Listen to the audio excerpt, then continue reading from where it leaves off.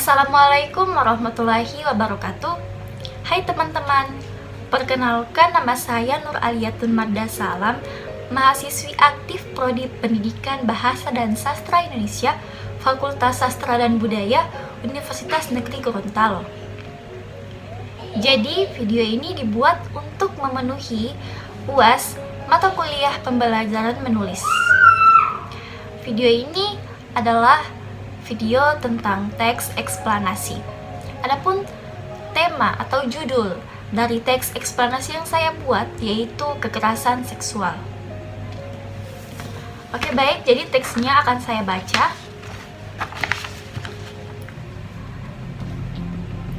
Kekerasan seksual merupakan perbuatan yang menghina, merendahkan, melecehkan, bahkan menyerang tubuh seseorang. Saat ini kasus kekerasan seksual di Indonesia meningkat dari tahun ke tahun. Sebagian besar korbannya adalah perempuan, namun tidak menutup kemungkinan laki-laki juga bisa menjadi korban dari tindak kekerasan ini.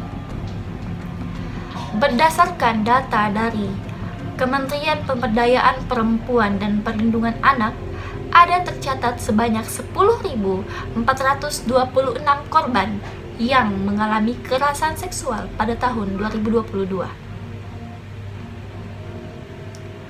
Kekerasan seksual dapat terjadi kapan saja dan di mana saja, baik secara verbal maupun non-verbal.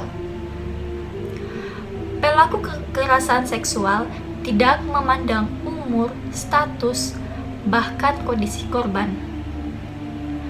Tindak kekerasan ini disebabkan oleh berbagai hal. Salah satunya adalah ketimpangan relasi atau kuasa. Contoh dari penyebab tersebut adalah ketika seorang dosen memaksa mahasiswanya agar ia bisa menyentuh tubuhnya, lalu korban diiming-imingi nilai yang bagus. Hal ini terjadi karena dosen merasa posisinya lebih tinggi dari mahasiswa tersebut. Dalam kondisi dan situasi ini, mahasiswa yang menjadi korban kekerasan tentunya harus melawan. Namun, tidak sedikit korban di luar sana yang dimanipulasi oleh pelaku sehingga mereka terpaksa menerima tindakan yang tidak senonoh itu. Pelaku dari kekerasan seksual harus diberi hukuman dan sanksi sosial yang berat dan setimpal.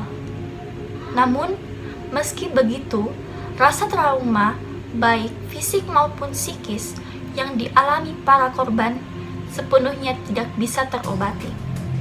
Akibatnya, beberapa dari penyintas kekerasan seksual mengalami gangguan stres pasca trauma, merasa selalu tidak aman, mengalami gangguan tidur, dan bahkan perilaku menyakiti diri sendiri atau yang biasa kita kenal dengan sebutan self-harm.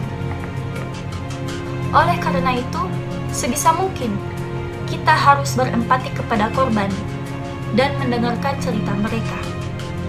Kemudian memberi mereka informasi mengenai layanan-layanan bagi para penyintas. Iya, baik, itulah sedikit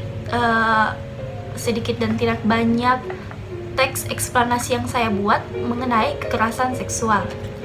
Semoga teks ini dapat memberi informasi baru bagi para penonton. Baik, saya ucapkan terima kasih karena sudah menonton sejauh ini, dan mohon maaf bila ada kesalahan dalam penyampaian atau beberapa kata yang tidak jelas. Wabillahi taufik wal hidayah. Wassalamualaikum warahmatullahi wabarakatuh.